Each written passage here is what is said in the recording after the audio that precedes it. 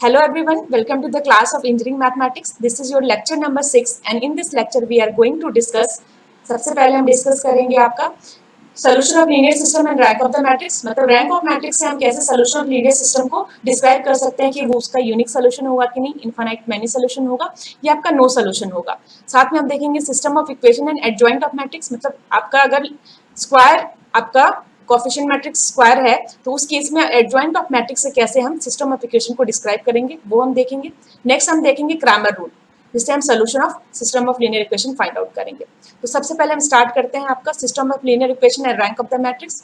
इसके लिए different theorems है, क्योंकि रैंक ऑफ मैट्रिक्स से आप क्या कर सकते हो, सिस्टम ऑफ लीनियर इक्वेशन के जो सोल्यूशंस है उसको डिस्क्राइब कर सकते हो कि आपका उसका क्या कैरेक्टरिस्टिक होगा। तो इसमें सबसे पहला जो आपका थ्योरम है वो थ्योरम है आपका fundamental theorem of linear system. तो ये थ्योरम आपका क्या बताता है, फंडामेंटल थ्योरम लीनियर सिस्टम में हम देखते हैं कि कंडीशंस आपका क्या क्या होता है, एग्जिस्टेंस होने का सोल्यूशन का, यूनिक होने का या इनफाइनाइटली मेनी सोल्यूशन होने के क्या क्या कंडीशंस होते हैं। तो सबसे पहले हम लास्ट क्लास में देख चुके हैं कि जो आपका non homogeneous system of linear equation होता है उसको हम कैसे लिखते हैं, that is equals to ax equals to b, जहां पे आपका a जो है वो क्या होता है, आपका कोफिशिएंट मैट्रिक्स होता है। और अगर ये हम देखें a to the power of this one, sorry ये आपका एक सिंबल है नॉट अ पावर, इसको हम मारते हैं आर्गुमेंटेड मैट्रिक्स और इसको हम किस तरह से लिखते हैं, कोफिशिएंट मैट्रिक्स एंड b। तो यहाँ पे हमने देखो हमने कितना इक्वेशंस लिए हैं, टोटल नंबर ऑफ इक्वेशन अगर हम देखें तो यहाँ पे क्या है, नंबर ऑफ इक्वेशन अगर हम देखें, नंबर ऑफ इक्वेशन है आपका, अगर देखो तो कितने इक्वेशन है यहाँ पे, स्टार्टिंग फ्रॉम 1 टू m। तो यहाँ पे क्या है, total number of equation m। और टोटल अननोन अगर हम देखें तो यहाँ पे कितनी अननोन है, देखो यहाँ पे x1 x2 से लेके कहाँ तक जाएगा n, मतलब अननोन जो है टोटल अननोन की वैल्यू जो है जो हमें फाइंड आउट करना है that is equals to n। तो यहाँ पे देखो एग्जिस्टेंस ऑफ सोल्यूशन होने के क्या कंडीशन है, जो आपको फंडामेंटल थ्योरम लीनियर सिस्टम बताता है कि किस केस में आपका सोल्यूशन जो है वो एग्जिस्ट होगा। ये बोलता है कि rank of a is equals to rank of augmented matrix. मतलब अगर रैंक ऑफ कोफिशिएंट मैट्रिक्स आपका इक्वल है रैंक ऑफ आर्गुमेंटेड मैट्रिक्स का, तो उस केस में आपका क्या होगा, सोल्यूशन एग्जिस्ट होगा। मतलब क्या बोल रहा है, a linear system of m equations in n unknowns is consistence मतलब आपका existence of a solution, last class में हम डिस्कस किए थे।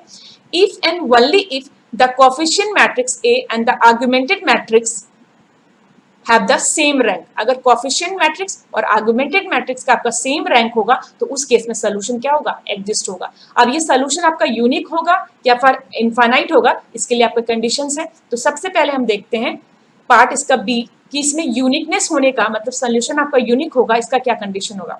अगर रैंक ऑफ आपका ए इक्वल टू आपका रैंक ऑफ आर्गुमेंटेड मैट्रिक्स है, मतलब रैंक ऑफ कोफिशिएंट मैट्रिक्स आपका इक्वल है रैंक ऑफ आर्गुमेंटेड मैट्रिक्स का, और दैट इज इक्वल्स टू आपका टोटल नंबर ऑफ अननोन है, तो उस केस में आपका क्या होगा, यूनिक सोल्यूशन होगा। The system has precisely one solution if and only if this common rank r of coefficient matrix and augmented matrix equal to n। n क्या है, अननोन।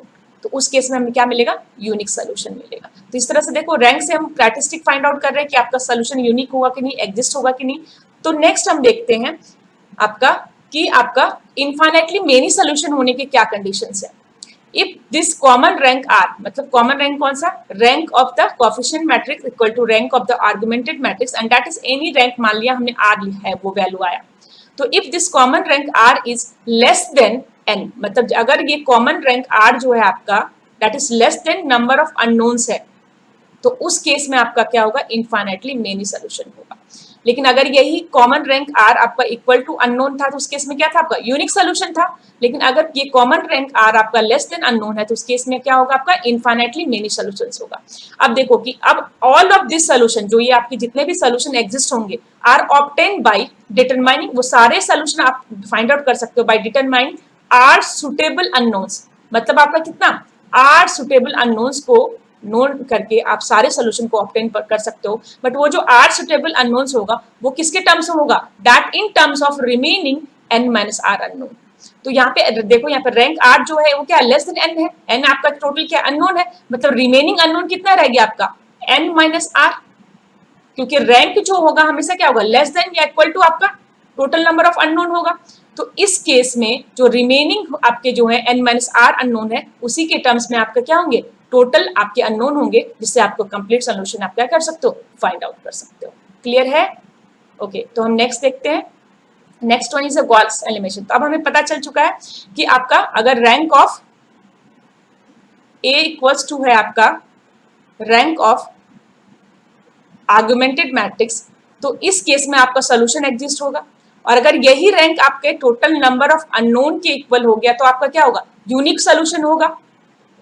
और अगर यही रैंक आपका आर है जो लेस देन एन है तो क्या होगा? आपका इनफाइनाइट मेनी सोल्यूशंस होंगे। क्लियर है? तो अब देखो, आपको ये पता चल चुका है कि सोल्यूशन एग्जिस्ट होने से क्या क्या कंडीशंस हैं सोल्यूशन एग्जिस्ट होने के। और अब आपका पास नेक्स्ट क्या प्रॉब्लम आएगा कि अगर सोल्यूशन एग्जिस्ट हो रहा, या तो वन हो या तो मेनी हो, तो उस केस में हम उसको फाइंड आउट कैसे करेंगे? तो सेम हम गॉस एलिमिनेशन मेथड से उस सोल्यूशन को क्या करेंगे? फाइंड आउट करेंगे, जो हम लास्ट क्लास में ऑलरेडी डिस्कस कर चुके हैं। गॉस एलिमिनेशन मेथड में हम क्या करते थे? बैक सब्स्टिट्यूशन मेथड करते थे, जिसमें एलिमिनेट करते थे सबसे पहले हम x1 को, x2 को, x3 के एंड सो ऑन जितने भी अननोन्स होते थे। और फाइनली हम क्या करते थे? लास्ट रो से हम क्या करते थे? आपके अननोन की वैल्यू को फाइंड आउट स्टार्ट करना शुरू करते हैं। मान लो आपका x1, x2 और x3 होता था, तो सबसे पहले हम x3 फाइंड आउट करते थे, फिर x2 और फिर आपका क्या? x1। और ये आपका लास्ट रो से फाइंड आउट होता था, या लास्ट से आपका एक पहले रो से फाइंड आउट होता था। तो इस तरह से हम गॉस एलिमिनेशन से क्या करेंगे? उसके अननोन की वैल्यू को फाइंड आउट करेंगे। अब दूसरा जो आपका थ्योरम है, पहला थ्योरम आपका कौन सा था? First theorem was your fundamental theorem of linear system, जिसमें हमने एग्जिस्टेंस को देखा और साथ में हमने देखा यूनिकनेस को, और आपने क्या देखा? इनफाइनाइटली मेनी सोल्यूशन का केस देखा। अब दूसरा जो थ्योरम है वो क्या? और गॉस एलिमिनेशन देखा। दूसरा जो थ्योरम है आपका वो है आपका होमोजेनियस लीनियर सिस्टम का। तो इस केस में होमोजेनियस लीनियर सिस्टम का कौन सा सिस्टम होता है? जब ax इक्वल टू 0, जहां पे b क्या हो? आपका 0 हो। तो homogeneous linear system always have a non trivial solution. हमेशा याद रखना कि होमोजेनियस लीनियर सिस्टम का एक सोल्यूशन हमेशा होता है जो आपका क्या होता है? सॉरी, ट्राइवियल सोल्यूशन होता है। इसका क्या मतलब हुआ? देखो यहाँ पे ax इक्वल टू 0 है। ए क्या है? आपको coefficient matrix that is non zero, तो x इक्वल टू 0 ये हमेशा एक पॉसिबिलिटी होगी। मतलब x इक्वल टू 0 आपका हमेशा क्या होगा? एक सोल्यूशन होगा। That solution is called tribal solution. यहाँ पे x1 से लेके xn सबकी वैल्यू क्या होगी? 0 होगी। तो ये स्टेटमेंट आपका बोलता है कि homogeneous linear system always has a trivial solution and this is your trivial solution. तो नेक्स्ट देखो, नेक्स्ट वन इज योर, अगर आपका नॉन ट्राइबल सोल्यूशन एग्जिस्ट होता है, non trivial solution exist, non trivial solution exist होगा कब? If and only if the rank of A is less than n. जब आपका rank of coefficient matrix less than unknown होगा, तो उस case में आपका क्या होगा? नॉन ट्राइबल सोल्यूशन होगा। मतलब x1 x2 not equal to 0, जो हमारा x1 से xn आपका क्या आ रहा था? 0 आ रहा था, this case not equal to 0, तो उस केस में क्या होगा? Non trivial solution. अब देखो, if rank of argument sorry coefficient matrix is equal to r and that is less than n, ये केस है, दिस सोल्यूशन, तो यहां से एक सोल्यूशन मिलेगी together with the x equal to 0, जो हमने क्या देखा? ट्राइवियल सोल्यूशन देखा। x इक्वल टू 0 आपका क्या आ रहा था? x देखो, x1 से xn ये 0 आपका एक ट्राइवियल सोल्यूशन था। तो ये यहाँ पे बोल रहा है कि जब आपका नॉन ट्राइवल सोल्यूशन विथ आपका ट्राइवल सोल्यूशन आपका क्या करेगा? फॉर्म करेगा एक वेक्टर स्पेस। ऑलरेडी हम लास्ट क्लास में डिस्कस कर चुके हैं। आपका वेक्टर स्पेस क्या होता है? जो आपके सारे वेक्टर्स को क्या करता है? कंटेन करता है, उसके लीनियर कॉम्बिनेशन को भी आपको कंटेन करता है, of dimension n minus r, और उसका डायमेंशन कितना होगा? n minus r is called the solution space of ax equal to 0। तो उसको हम क्या बोलेंगे? Solution space of homogeneous linear equation. Clear है? मतलब क्या बोल रहा है? अगर आपका rank of coefficient matrix less than unknown है, तो इस केस में आपका ट्राइबल एंड नॉन ट्राइबल दोनों सोल्यूशन जो आपका वो आपका फॉर्म करेगा वेक्टर स्पेस, और उस वेक्टर स्पेस का जो डायमेंशन होगा वो n माइनस आर होगा, और उसे हम बोलेंगे solution space of homogeneous equation that is ax equal to 0। Clear? Next देखो आप, इसको हम लास्ट क्लास में भी डिस्कस किए थे कि अगर 2x1 एंड x2 आर क्या है? Solution vector of ax equal to 0। मान लो होमोजेनियस इक्वेशन का आपका x1 और x2 क्या है? सोल्यूशन वेक्टर है, तो इसका लीनियर जो कॉम्बिनेशन होगा, मतलब c1 times x1 plus c2 times x2, मान लो उसको x लेते हैं, with any scalar c1 and c2 भी आपका क्या होगा? Solution vector of ax equal to 0 होगा। Very very important. मतलब अगर x1 और x2 आपका क्या है? Solution vector of ax equal to 0 है, तो इस केस में c1 x1 c2 x2 that is linear combination of आपका c1 and c2 to solution vector, मान लो इसको हमने x लिया, वो भी आपका क्या होगा? Solution vector of ax equal to 0 होगा। ओके, एक वेरी इंपॉर्टेंट पॉइंट है, द टर्म सोल्यूशन स्पेस, जो टर्म सोल्यूशन स्पेस हम यूज कर रहे हैं ये हमेशा यूज होगा किसके लिए, सिर्फ होमोजीनियस सिस्टम के लिए। नॉन होमोजीनियस सिस्टम के लिए ये यूज नहीं होगा, क्योंकि उस केस में आपका ट्राइवल सोल्यूशन जो है वो एग्जिस्ट नहीं होगा। हो भी सकता है लेकिन आपका नहीं भी हो सकता है। नेक्स्ट देखो आप, next one is equal to homogeneous linear system with fewer equation than unknown. मतलब आपका ये क्या कंडीशन है कि आपके पास एक होमोजीनियस लीनियर इक्वेशन है या लीनियर सिस्टम है, x इक्वल टू 0 है, बट इसका जो है having with fewer equation than unknown. मतलब आपका क्या है, इक्वेशन इसका कम है अननोन से। नंबर ऑफ इक्वेशन हमने कितना लिया था, नंबर ऑफ इक्वेशन आपका था कितना m, और टोटल नंबर ऑफ अननोन कितने थे आपके n। तो अगर आपका इक्वेशन जो है लेस देन अननोन है तो उस केस में आपका linear system with fewer equation unknown, in this case always non trivial solution. तो उस केस में हमेशा क्या होगा, नॉन ट्राइवल सोल्यूशन। मतलब x1 x2 जो आपका 0 आ रहा था ट्राइवल के केस में वो नहीं होगा, ये क्या होगा, not equal to 0, non trivial solution. क्या कंडीशन है नॉन ट्राइवल सोल्यूशन का, आपका नंबर ऑफ जो है इक्वेशन जो है वो लेस है number of unknown. Linear system with fewer equation with unknown. Next point देखो, थ्योरम 4 क्या है, in a non homogeneous linear system. मतलब आपका कौन सा केस हो गया, ax equal to b, this is non homogeneous linear system, is consistent, मतलब इसका सोल्यूशन होगा, then all of solution are obtain as. तो उस केस में इसके जितने भी सोल्यूशन होंगे वो कैसे ऑब्टेन होंगे, x is equal to x0 plus x of h। इसका क्या मतलब है, देखो अगर आपका नॉन होमोजीनियस सिस्टम है तो उसका सोल्यूशन जो एग्जिस्ट होगा तो उसका सोल्यूशन का ये फॉर्म होगा जहां पे आपका x को आपने x की जो सोल्यूशन जो है x उसको आपने क्या लिखा, x0 plus x of h। तो इसका मतलब है x0 जो होगा इज एनी फिक्स्ड, एनी यानी कि fix solution of ax equal to b। ये आपका क्या होगा, fix solution of ax equal to b होगा। और ये h ऑफ h जो होगा ये क्या होगा, होमोजीनियस सोल्यूशन, मतलब run through all the solution of the corresponding homogeneous system ax equal to 0। Clear है, दोनों का कॉम्बिनेशन होगा। मतलब यहाँ पे सिंपल आप b को ही पुट कर रहे हो, इसके लिए एक पार्टिकुलर सोल्यूशन आएगा जिसको हमने x0 बोला, और remaining solution ax equal to क्या लोगे, आप 0 लोगे, दैट इज होमोजीनियस सिस्टम का सोल्यूशन होगा। तो ये आपको क्या देगा, नॉन होमोजीनियस सिस्टम का सोल्यूशन देगा। नेक्स्ट पॉइंट देखो, if the rank of A, मतलब रैंक ऑफ आपका coefficient matrix is not equal to rank of augmented matrix. इससे पहले जो भी केस देख रहे थे उसमें हम क्या देख रहे थे कि rank of coefficient matrix equal to rank of augmented matrix था, और वो रैंक की वैल्यू मतलब आपका रैंक ऑफ ए ले रहे थे और दोनों को इक्वल कर रहे थे आपका आर्गुमेंटेड मैट्रिक्स, इन दोनों रैंक को इक्वल कर रहे थे आर से। अब आर की वैल्यू अगर आपकी एन हो रही थी या फिर आर की वैल्यू लेस देन एन हो रही थी, जब आर की वैल्यू इक्वल टू एन हो रही थी तो यूनिक सोल्यूशन मिला था, और अगर आर लेस देन था तो ये क्या था, इनफाइनाइट मेनी सोल्यूशन था। लेकिन आप मान लो इन दोनों का रैंक ही आपका इक्वल ना हो, मतलब rank of A is not equal to rank of augmented matrix, then the equation are inconsistent। तो इक्वेशन आपका क्या होगा, inconsistent, मतलब कोई भी सोल्यूशन नहीं होगा। इक्वेशन inconsistent मींस आपका क्या, नो सोल्यूशन। जब सोल्यूशन नहीं होगा तो सोल्यूशन फाइंड आउट करने की जरूरत ही नहीं है। Has and have no solution for ax equal to b, तो उस केस में आपका कोई भी सोल्यूशन नहीं होगा। क्लियर।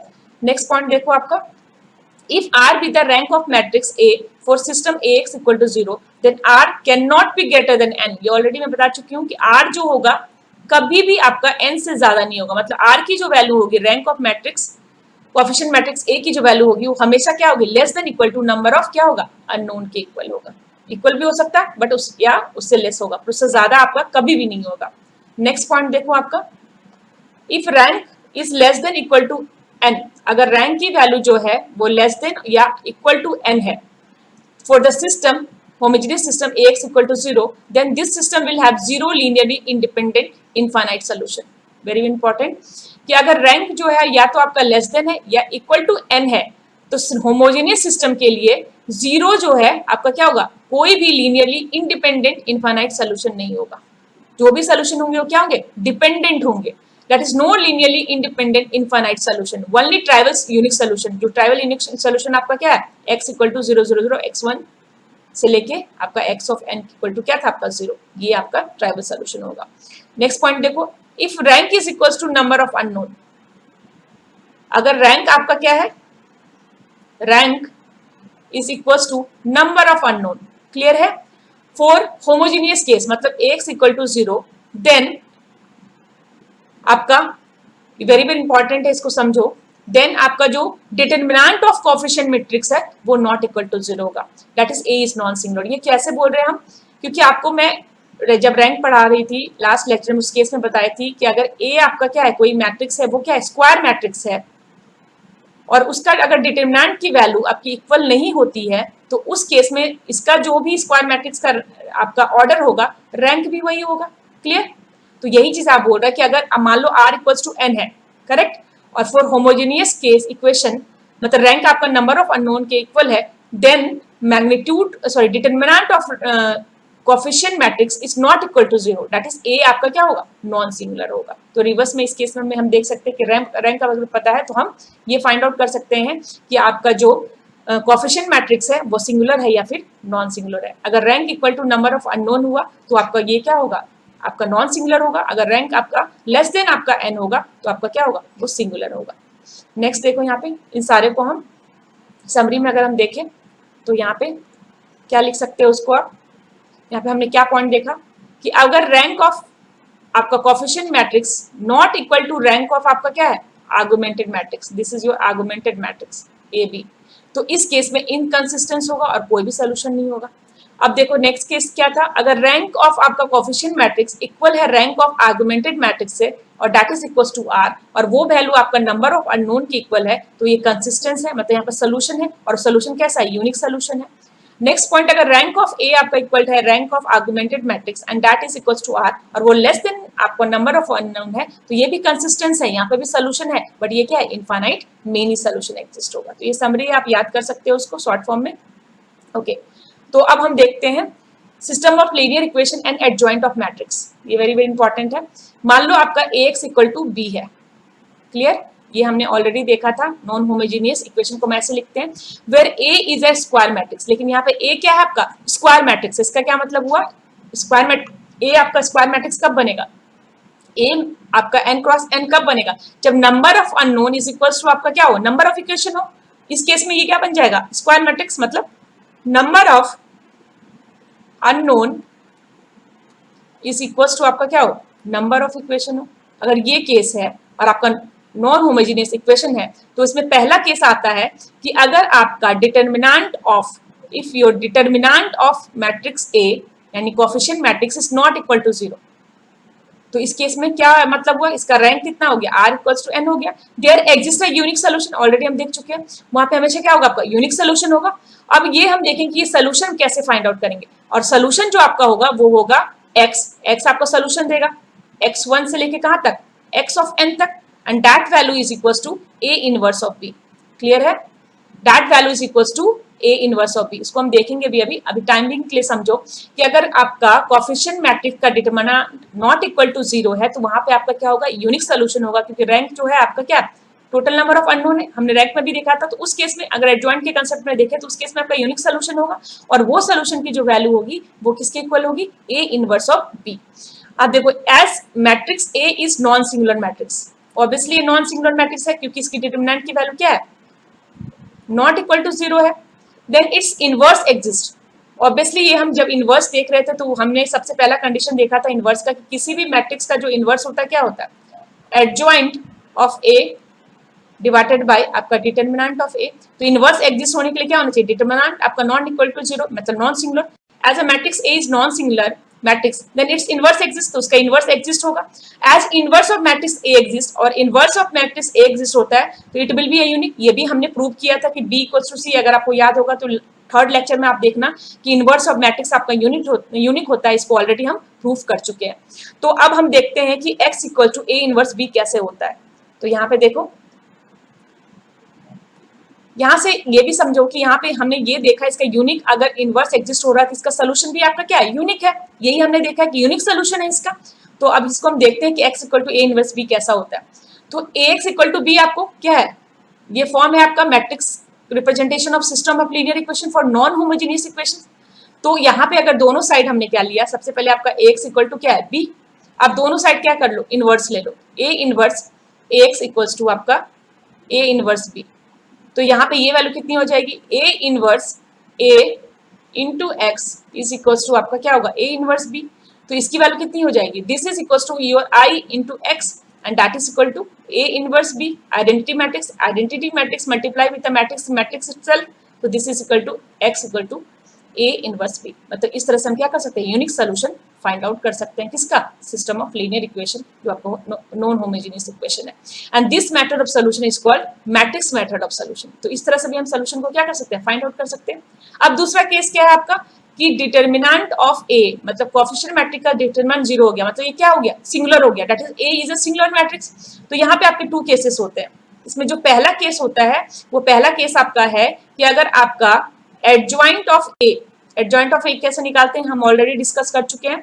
तो एडजॉइंट ऑफ ए के साथ अगर आपने बी को मल्टीप्लाई किया, दिस इज योर बी, इस बी को अगर आपने कैपिटल लिया तो इसको कैपिटल ले लो आप, अगर इस बी को हमने मल्टीप्लाई किया है and that is not equal to 0 और वो आपका 0 नहीं है, तो सोल्यूशन डज नॉट एग्जिस्ट। तो इस केस में सोल्यूशन आपका एग्जिस्ट नहीं होगा, सोल्यूशन डज नॉट एग्जिस्ट, याद रखना है आपको। Adjoint of A multiply with B is not equal to 0, it means solution आपका exist नहीं होगा। and the system of equation is called inconsistent। तो इसको obviously हम क्या बोलेंगे, inconsistence बोलेंगे। this is case of your inconsistence। अब second case क्या है, अगर आपका this case क्या बोल रहा है, अगर आपका adjoint of a multiply with आपका b equal to 0 है, उस केस में सिस्टम में हैव द कंसिस्टेंस या इनकंसिस्टेंट। इस केस में हम श्योरिटी नहीं है कि सिस्टम आपका कंसिस्टेंस होगा या फिर इनकंसिस्टेंट। तो सबसे पहला कंडीशन क्या है, पहला कंडीशन है कि determinant of coefficient matrix should be equal to 0। अगर ये केस आया तो उस केस में टू केसेस होंगे। अगर पहला case adjoint of A into B equal to 0 होगा तो वो केस होगा इनकंसिस्टेंस का। अगर adjoint of B equal to आपका नॉट इक्वल टू 0 तो इनकंसिस्टेंट, अगर इक्वल टू 0 है तो इस केस में कंसिस्टेंस और इनकंसिस्टेंस कोई भी केसेस हो सकते हैं। नेक्स्ट देखो आपका क्रैमर रूल। तो क्रैमर रूल क्या बोलता है, use for solving linear system of equation by determinant. तो डिटरमिनेंट को यूज करके भी हम क्या कर सकते हैं, अननोन्स की वैल्यूज को फाइंड आउट कर सकते हैं बाय यूजिंग क्रैमर रूल्स। इसको पहले समझो ये क्या है। If a linear system of n equations, हमारे पास क्या है, n equation in the same number of unknown, मतलब याद रखना आपका नंबर ऑफ इक्वेशन जो है आपका इक्वल है किसके, नंबर ऑफ अननोन के। क्लियर। तो उस केस में आपका ये इक्वेशंस है, क्लियर।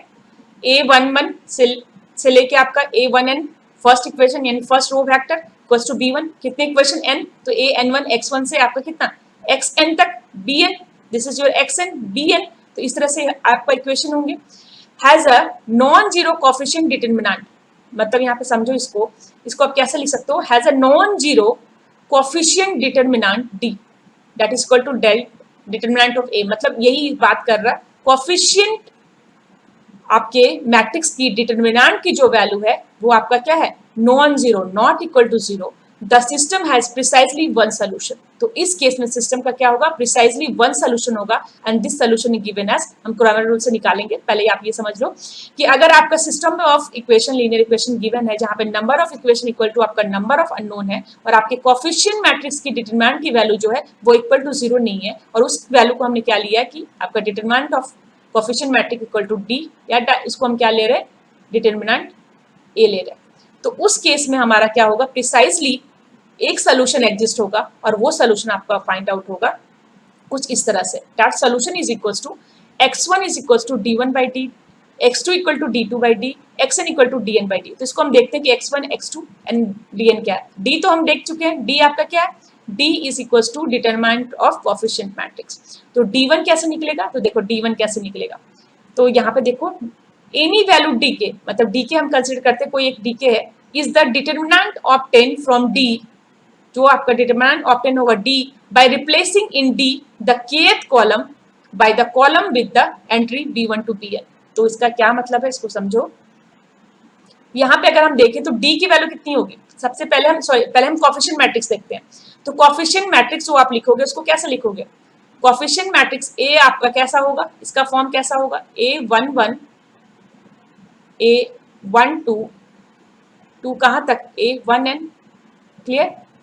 ये आपका क्या होगा A21 A22 A2n, और कंप्लीटली जो आपका इक्वेशन जाएगा वो कहाँ तक जाएगा, A आपका n स्मॉल n 1 टू कहाँ तक A ऑफ nn, ये भी आपका स्मॉल है, this is your small a n n। तो ये आपका क्या है, कोएफिशिएंट मैट्रिक्स है।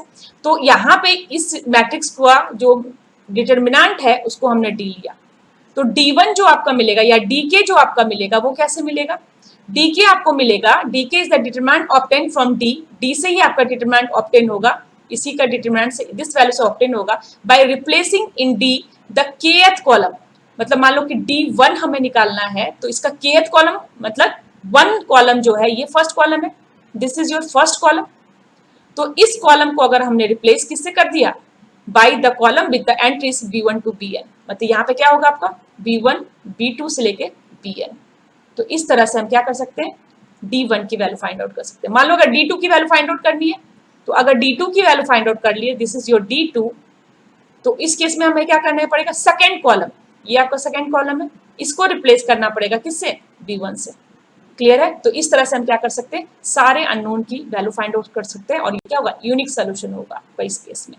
इसको आप हम देखते हैं, मान लो आपका गिवन है, क्लियर मतलब यहाँ पे आपका केस गिवन है, इसको थ्योरी पहले पॉइंट देख लो। Hence if the system ax equal to b is homogeneous, मतलब that is ax equal to 0 and determinant d is not equal to 0, it has only that trivial solution ax equal to this one। तो इसको देखने से पहले देखो कि इसका order कितना होगा। देखो ax equal to b अगर आपका नॉन होमोजेनियस इक्वेशन है तो x का क्या ऑर्डर होगा, x आपका क्या होगा, x1 से x2 टू कहाँ तक जाएगा, x ऑफ n। तो इसका क्या ऑर्डर होगा, नंबर ऑफ रोज कितने हैं इसके, देखो n, और नंबर ऑफ कॉलम कितना है 1। सेम b1 कहाँ से कहाँ तक जाएगा, b1 जाएगा b1 से bn तक, तो ये इसका भी ऑर्डर क्या होगा n क्रॉस 1। और a का ऑर्डर कितना होगा आपका n क्रॉस n, तो ये याद रखना। अब ये क्या बोल रहा है कि अगर ये आपका क्या हो, होमोजीनियस इक्वेशन हो, मतलब ax इक्वल टू 0 हो, और इस केस में आपका कोएफिशिएंट मैट्रिक्स की वैल्यू नॉट इक्वल टू 0 है, तो इस केस में आपका होगा ओनली द ट्राइबल सोल्यूशन। उस केस में सिर्फ आपका क्या एग्जिस्ट होगा, only the tribal solution. Clear है। और अगर ये नॉन होमोजेनियस है और आपका डिटरमिनेंट नॉट इक्वल टू 0 है, तो हम सोल्यूशन लेके कैसे फाइंड आउट हुआ था सोल्यूशन, ये आपका सारा सोल्यूशन x1 x2 xn तक फाइंड आउट किए थे। और अगर यही आपका होमोजेनियस होगा तो उस केस में आपका क्या होगा, सिर्फ एक ट्राइबल सोल्यूशन एग्जिस्ट होगा। नेक्स्ट पॉइंट देख लो, if ax equal to 0 and d equal to 0, पहले केस में d नॉट इक्वल टू 0 था, लेकिन अब अगर d इक्वल टू 0 होगा तो homogeneous system has non trivial solution, तो उस केस में आपका होमोजेनियस सिस्टम का क्या होगा, नॉन ट्राइबल सोल्यूशन एग्जिस्ट होगा। क्लियर। ओके, देखो ये सारे कैरेक्टरिस्टिक आपके सेम आ रहे हैं जैसे हमने रैंक में डिस्कस किया था, तो यहाँ पे भी आपके क्या आ रहे हैं, सेम ही आ रहे डिटरमिनेंट के केस में भी। नेक्स्ट देखो आप, नेक्स्ट वन इज है, अब हम देखते हैं कि हम टू इक्वेशन लीनियर, अगर आपका टू इक्वेशन गिवन है तो उससे हम कैसे वैल्यू फाइंड कर सकते हैं बाय यूजिंग क्रैमर लॉ। तो linear system with the two equations, तो यहाँ पे आपका a की वैल्यू कितनी आएगी, एक जो आपका मैट्रिक्स होगा उसकी वैल्यू होगी a11 a12 a21 a22, correct. तो d की जो वैल्यू होगी वो क्या होगी, determinant of a and that is equal to determinant of a11 a12 a21 और a22।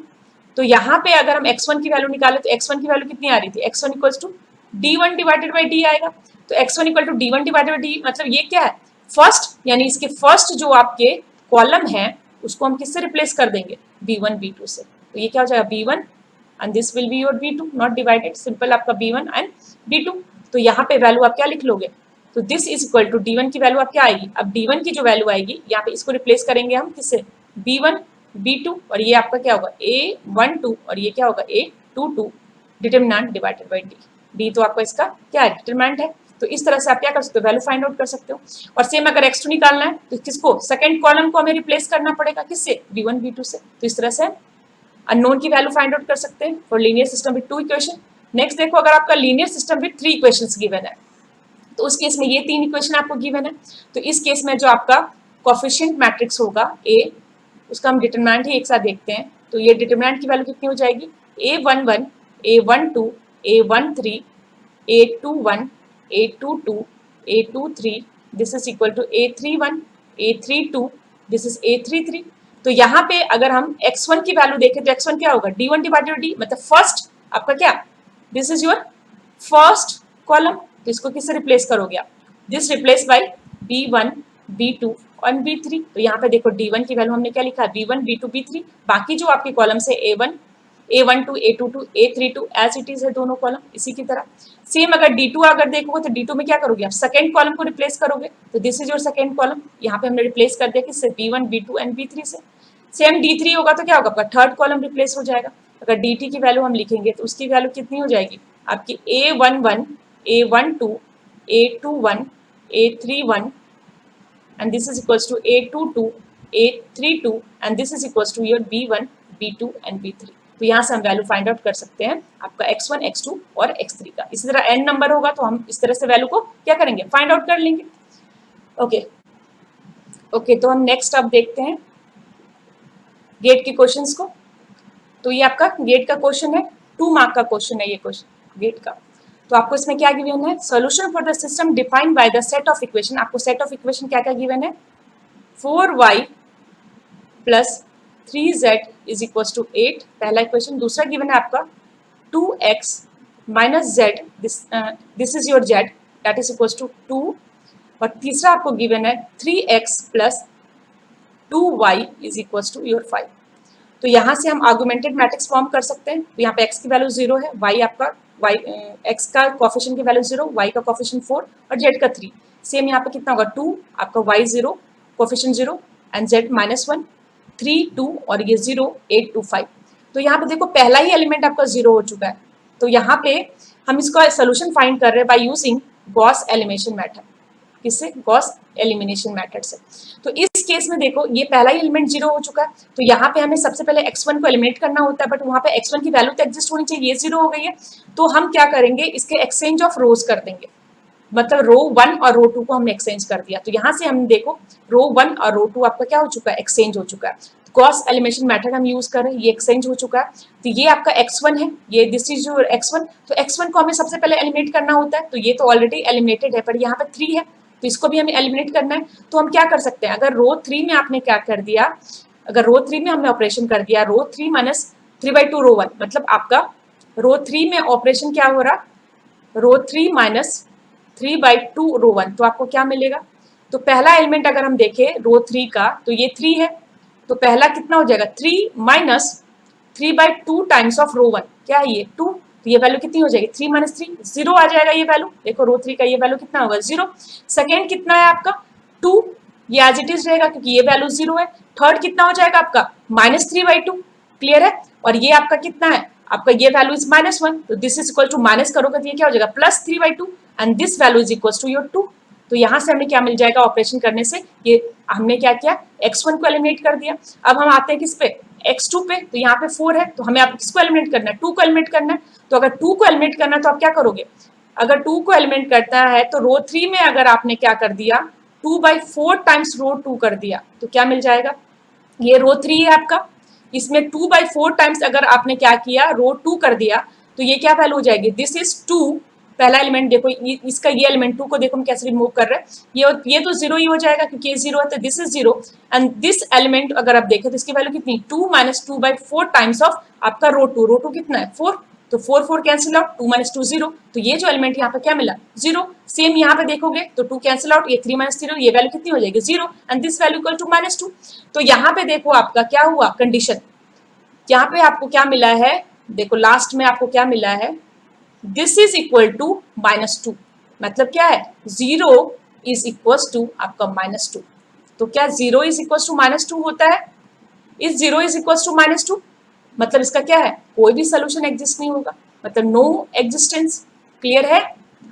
ये आपका कॉन्ट्राडिक्टरी हो गया 0 इक्वल टू -2, क्योंकि यहाँ पे अगर आप लिखते हो इक्वेशन को तो यहाँ पे इक्वेशन आपका क्या बनेगा, this equation is equal to आपका होगा 0 times x1 plus 0 time x2 plus 0 time x3 is equal to -2। और ये मैं लास्ट लेक्चर में आप लोगों को एग्जांपल के साथ दिखाई थी, जब भी कॉन्ट्राडिक्शन होता है तो सोल्यूशन नहीं होता है। जब गॉस एलिमिनेशन के मैंने तीनों टाइप के सोल्यूशन के एग्जांपल सॉल्व किए थे, तो उसको आपको बार बार प्रैक्टिस करना है कि कैसे फॉर्म्स आते हैं डिफरेंट टाइप्स के सोल्यूशन के केस में। तो ये कॉन्ट्राडिक्शन हो गया, ये 0 हो जाएगा 0 0, तो 0 इक्वल टू -2 नॉट पॉसिबल, तो that is non existence of the solution. तो नेक्स्ट हम देखते हैं, नेक्स्ट क्वेश्चन आपका है, ये भी गेट का क्वेश्चन है, this is also a GATE question. तो यहाँ पे देखो for what values of alpha and beta the following simultaneous equation have infinite many number of solution। तो इसको भी हम गॉस एलिमिनेशन मेथड से सॉल्व करेंगे। तो आपको गिवन है कि आपको कि infinitely many number of solution के लिए ये आपका कंडीशन गिवन है कि infinitely many number of solution है, तो इसके लिए अल्फा एंड बीटा का क्या कंडीशन होगा।